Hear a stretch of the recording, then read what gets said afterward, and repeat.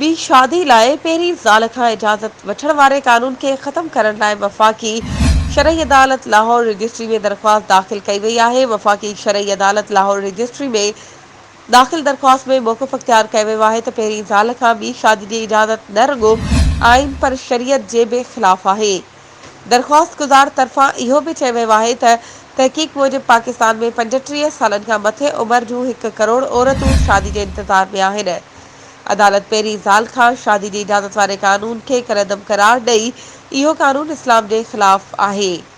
दरख़्वास्त में मौक़िफ़ इख्तियार कयो वियो आहे त पाकिस्तानी आइन मूजिबि इस्लामी असूलनि ख़िलाफ़ को बि कानून नथो ठाहे सघिजे। आइन मूजिबि इस्लाम मुख़ालिफ़ कानून खे वफ़ाक़ी शरई अदालत में चैलेंज करे सघिजे थो।